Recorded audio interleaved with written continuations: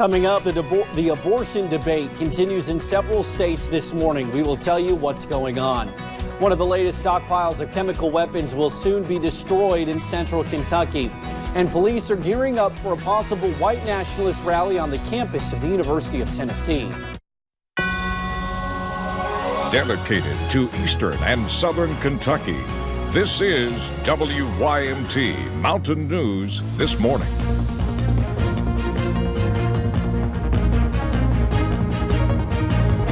Good morning. It is 6:30 on Wednesday, May the 29th. I'm Will Puckett. Thank you for tuning in to Mountain News this morning. It was a hot one yesterday. It was a hot one Monday. It's going to be a hot one today. Brandon, when are we going to see this heat end? Listen, I said yesterday on social media, and I think in the weather web summary, that I feel like Bill Murray in Groundhog Day because I feel like I'm repeating the same forecast over and over again. But some changes are coming both today and toward the end of the week. Let's talk about today first. Beautiful scene outside the WYMT Studios here in Hazard. Sun coming up, and we're looking pretty good there over Stonecrest Golf Course. A few clouds, but again, those will ebb and flow throughout the day. Live pinpoint Doppler radar, nothing in our area, but we're tracking some showers and storms that have developed in the last little bit just south of Charleston there, just outside of Logan County, West Virginia, so we'll keep you posted on that. 60s and 70s for temperatures, heading into the mid to upper 80s today.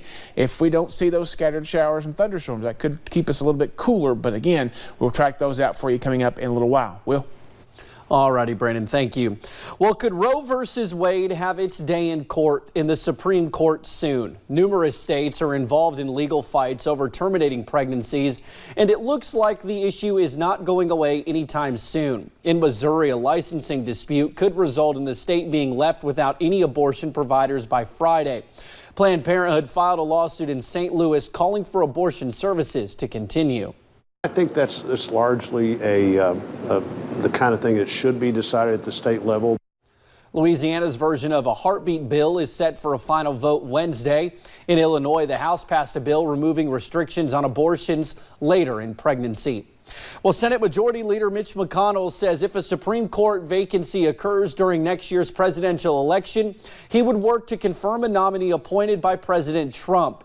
Here was the Republicans' response when asked the hypothetical question Tuesday during a Paducah Chamber of Commerce luncheon in Kentucky. Should a Supreme Court justice die next year, would this be a filling spot? We'd fill it. Now, his response is in sharp contrast to his decision to block President Obama's nominee to the high court following the death of Justice Antonin Scalia in February 2016. At the time, McConnell said filling a seat on the Supreme Court should wait until after the presidential election so the newly elected president could select a nominee. Well, Tuesday, Oklahoma became the first state to go to trial in a lawsuit against the makers of the painkillers critics blame for the nation's opioid crisis.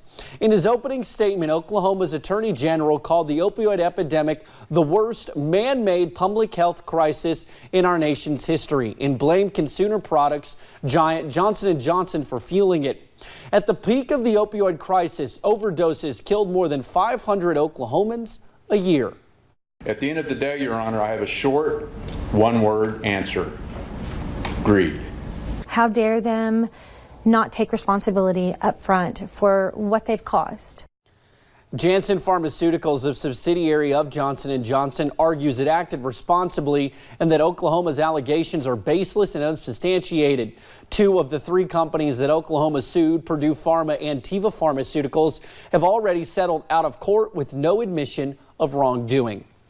Well, doing complete 180s. Tuesday, a class of 6 graduated from the Harlan County Drug Court, a service put on out of kindness without any kind of state funding. I talked with some of the people involved to find out more about the occasion. The message is simple. If I can do it, anybody can do it. This is Elizabeth Floyd.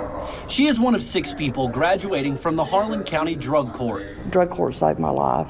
I was a drug addict for 41 years. When asked what she was addicted to, Elizabeth says everything from OxyContin up to meth. I knew drug court was trying to save my life. I just had to let go and let God work in my life. Floyd worked through her addiction under this man, Harlan County Circuit Court Judge Kent Hendrickson. He's like my second dad. He's been like a dad to me. Judge Hendrickson, along with Judge Scott Listenby and a host of other individuals, work with the people going through the drug court, hoping to mend the divides in their lives. It means a lot to me like I say, that I played a small role in that. A small role in a big change, because now students like Elizabeth Floyd are now fostering the change in Harlan County. I try to sell hope. Once the dope dealer, now I'm a hope dealer. The same change they once needed. Now, 4 of the 6 students were in attendance. The other 2 could not attend due to conflicting work schedules. A trial delay for a Floyd County doctor and dentist, both charged in the nation's largest opioid sting. Police arrested Dr. Mohammed Mazumder last month. The federal prosecutors say he was pre-signing prescriptions for his staff to give to patients. His trial was expected to begin on the 18th of June, but is now delayed until November 18th. Meanwhile, dentist Denver Tackett is accused. Prosecutors say he wrote prescriptions without any legitimate medical purpose. They say he also removed people's teeth when it wasn't necessary. His June trial is delayed until January of 2020.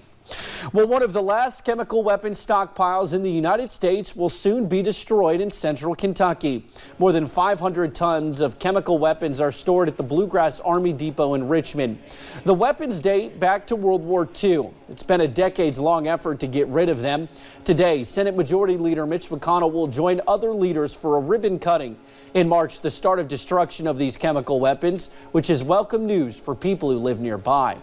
It bother me living this close to it, you know. I can't say it doesn't bother me a little bit, but I look at it this way: we're going to go sometime or another. So I know the Lord's in control; He's going to take care of everything. I believe that. So.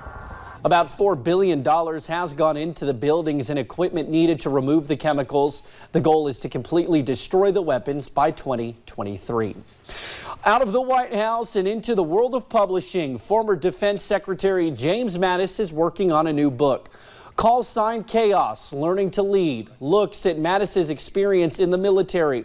The book will not focus on his time as a member of President Trump's cabinet, nor will it look at his unexpected resignation back in December. The publishing company, Random House, says Call Sign Chaos, Learning to Lead will be out in July.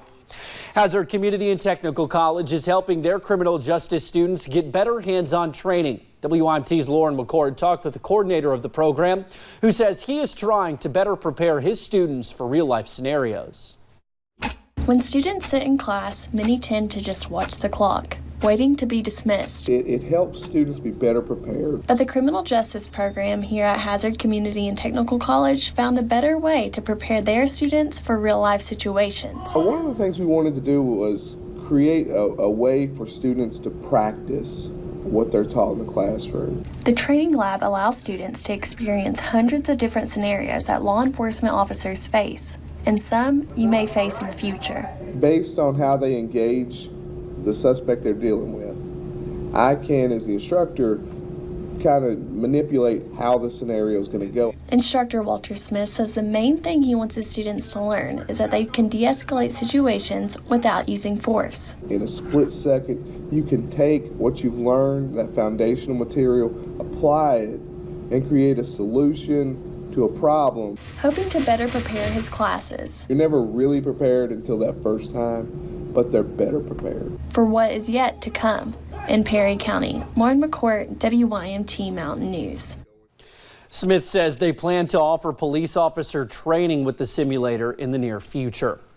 A show of security at the University of Tennessee in Knoxville Tuesday. Police made sure their presence was seen as the campus prepared for a self-proclaimed white nationalist rally. Rick Tyler rented space for an event called White Nationalism Fact or Fiction, which he says is part of a presidential run. Anticipating protests, campus police set up barricades outside the Alumni Memorial Building. Officers also patrolled the premises with their canine partners. Meanwhile, a post office in Floyd County burned down Monday, taking with it a piece of Weeks-Bury's history. The post office was a part of the Weeks-Bury community for 110 years as of May 4th. A postal worker who used to own the building said the town has lost more than just an old structure. She says it lost a staple in the community. It was a place where people up in here that couldn't drive didn't have vehicles, they would walk to the post office or ride a four-wheeler to the post office, and they would stand and talk and visit with everybody. Now, postmasters say anyone who received mail at the Weeks-Bury office will now need to use the Melvin post office. For more, you can check out our website at WYMT.com.